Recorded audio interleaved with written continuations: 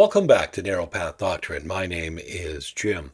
I want us to think deeply about something that many professing Christians affirm in word, but rarely meditate on in full weight, and that would be the doctrine of total depravity. Now, not as a point in a theological system, it's not about Calvinism or the doctrines of grace per se, but as the reality of man's condition before a holy God. Now, many will admit that man is sinful. You'll hear people say that, but few grasp the depth of that corruption.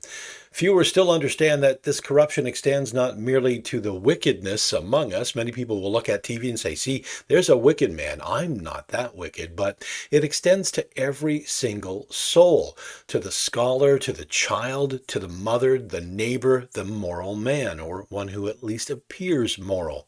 The fall did not simply injure mankind, it actually ruined him. It didn't merely weaken the will, it enslaved it. And it didn't blur the image of God, it shattered it beyond human repair.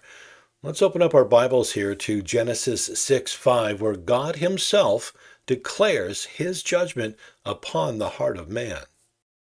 In Genesis 6:5, the Word of God says, "And God saw that the wickedness of man was great in the earth, and that every imagination of the thoughts of his heart was only evil continually."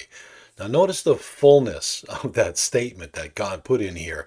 Every imagination, only evil, and continually. It's not a poetic exaggeration. It actually is a divine assessment. And the Hebrew word translated imagination here is yetzer. It speaks of the forming or framing of thoughts, the very conception of our minds. It means that the very framework of man's reasoning is bent toward evil. It's not that he occasionally falls into sin, he stumbles here and there, but that his thoughts arise from a nature that is entirely corrupted. John Calvin wrote, "The heart of man has so deeply fallen into sin that the whole man is nothing else but sin. Hence it is that whatever proceeds from him is imputed as sin." Now, theologians have often spoke of the noetic effects of sin, that even the intellect, the reasoning power of man is darkened. The will follows suit, and so does the affection. The fall reached into every faculty of human existence as well. Let's turn to Romans 3, verses 10 through 12, where Paul, quoting from the Psalms, gathers up God's verdict upon mankind. It says, "As it is written, there is none righteous, no, not one. There is none that understandeth. There is none that seeketh after God. They are all gone out of the way. They are together become unprofitable. There is none that doeth good, no, not one." Now the phrase, "none that seeketh after God," literally means to seek out with diligence. Man does not even desire to find God unless God first draws him. This is what the natural man is. He's not neutral. He's not partially good. He's not merely misguided, but he is hostile to God. Now let's consider this depravity. It's not limited to obviously the immoral people on earth. It encompasses all who were born of Adam. Ephesians 2, 1 through 3 says, "And you hath he quickened, who were dead in trespasses and sins." Notice it doesn't say we're sick. It says dead in trespasses and sins, "wherein in time past ye walked according to the course of this world, according to the prince of the power of the air," that would be Satan, "the spirit that now worketh in the children of disobedience, among whom also we all had our conversation in times past in the lusts of our flesh, fulfilling the desires of the flesh and of the mind, and were by nature the children of wrath, even as others." We were just like the rest. Paul includes himself here. It says we all, the rich, the poor, the moral, the depraved, the child, all are dead in trespasses and sins. Again, not sick, but dead. The phrase dead in sins is not metaphorical. The Greek word actually is nekros, which you might have heard before. It means a corpse, lifeless, unable to respond. The sinner does not need resuscitation, he needs resurrection. Charles Spurgeon once said, "Man is so depraved the disease has struck not only the blood, but the bones, the marrow, the heart, the will, the affections, all are diseased. The fall has ruined the entire man."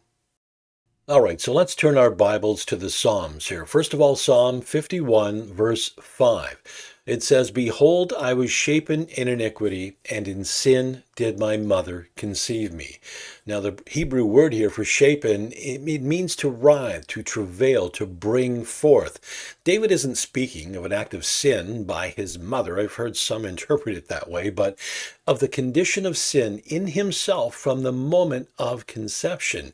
He's declaring that he was a sinner not by imitation, but actually by nature. This is the death sentence Adam passed on to all of his descendants.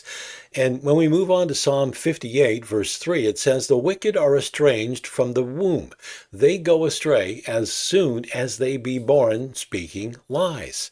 The word estranged here is from the Hebrew word zur, meaning to be alienated, to turn aside. Notice they are estranged from the womb. They go astray as soon as they be born.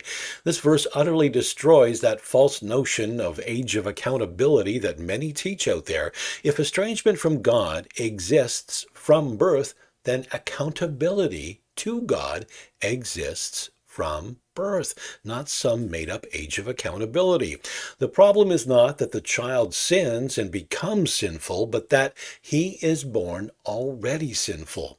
Romans 5:12 confirms it. It says, "Wherefore, as by one man sin entered into the world, and death by sin, and so death passed upon all men, for that all have sinned." Adam did not merely set a bad example, he acted as our federal head. When he fell, we fell in him. As John Calvin said, "We are not sinners because we sin because we are sinners." Now, because man's nature is corrupted, his will cannot incline itself toward God. Romans 8:7-8 says, "Because the carnal mind is enmity against God, for it is not subject to the law of God, neither indeed can be. So then they that are in the flesh cannot please God." The word enmity here means hostility, hatred, not mere indifference. And neither indeed can be shows absolute inability. The sinner cannot please God because the very core of his being is opposed to him. Jonathan Edwards captured it perfectly when he said, "The will is always as the greatest apparent good is. If the nature of man is corrupt, he will never see God as good until God changes the nature of his heart." So man's problem is not a lack of opportunity, nor a lack of information. It's not about this, that, or understanding anything. It's a lack of life. The fallen man is spiritually dead, blind to holiness, deaf to truth, and enslaved to self. When Christ said in John 6:44, "No man can come to me except the Father which hath sent me draw him," he used the Greek word dunatai, which literally means is able. No man is able to come. Ability must be granted by God, no matter what pride says. Now, if depravity is this deep, then salvation must be this divine. Ephesians 2:4-5 says, "But God, who is rich in mercy, for his great love wherewith he loved us, even when we were dead in sins, hath quickened us together with Christ. By grace ye are saved." Notice that it is God who quickens. Man contributes nothing but the sin that made salvation necessary. As A.W. Pink wrote, "Man is not a drowning sinner grasping for a rope, but a corpse at the bottom of the sea. God must descend and breathe life into the dead." That is grace, not common, not restraining, but sovereign grace. It does not appeal to man's will, it creates it anew. So total depravity is not a doctrine that actually exaggerates sin. It is the only doctrine that tells the truth about it. The fall didn't leave man weak, but it left him ruined, not sick, but dead, not ignorant, but hostile. Every man and woman born of Adam shares this corruption from conception to death, apart from the intervention of the Spirit of God. All right, in our next session, part two, we'll explore where this depravity leads when no longer restrained by God, the unrestrained corruption of hell. We'll see how man, left to himself, will be forever consumed by his own hatred of God, and what that means for the so-called good person who dies outside of Christ. Endless grace.